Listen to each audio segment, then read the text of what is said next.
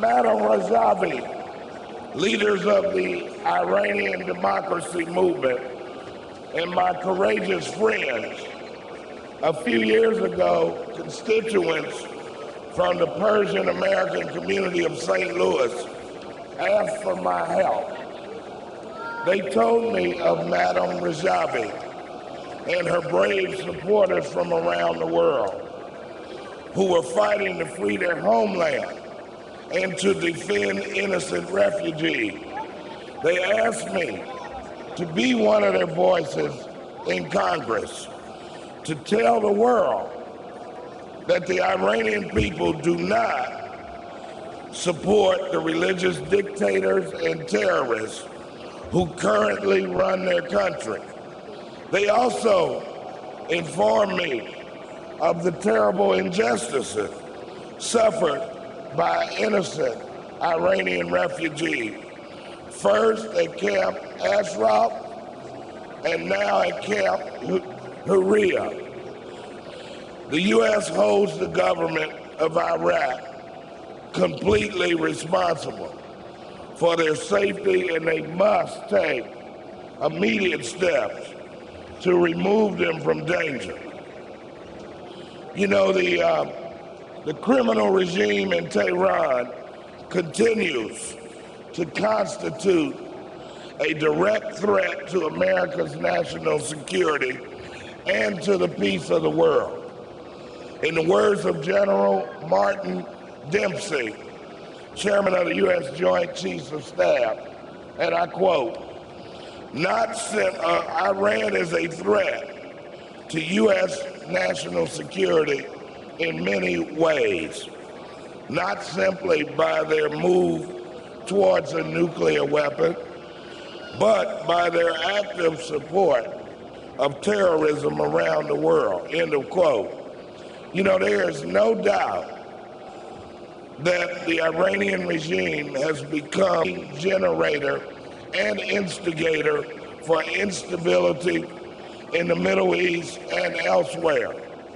You can find Tehran's violent fingerprints in Afghanistan, in Bahrain, in Iraq, in Yemen, in Lebanon, in Africa, in Asia, and South America.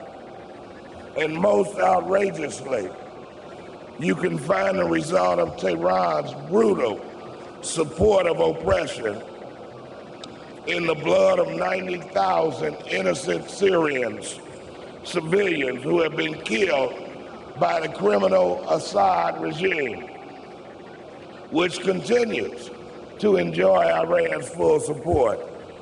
My friends, I know something about fighting oppression and the struggle for freedom. My family helped lead that effort in the United States.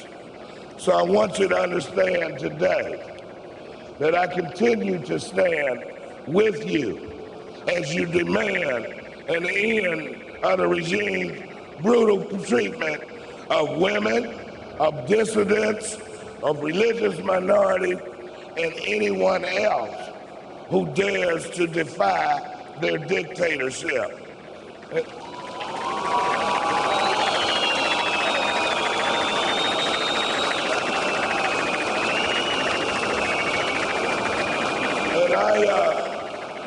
I joined my congressional colleagues in support of House Resolution 60, calling on the U.S. government to fully protect your loved ones residing in Camp Huria. This month, we know there was an election in Iran, but the election of a new president of the current regime changes nothing.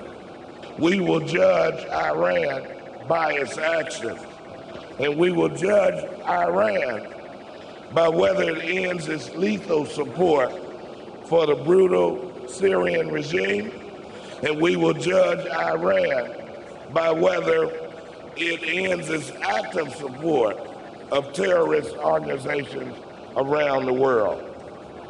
And we will judge Iran by whether it ends its vicious and violent repression of all political dissent. My friends, I am proud to have supported your brave resistance movement, and I will continue to stand shoulder to shoulder with you as you advance the fight for an Iran that is finally liberated from tyranny, extremism, and repression. May that be God's will, and may it come soon. Thank you all very much.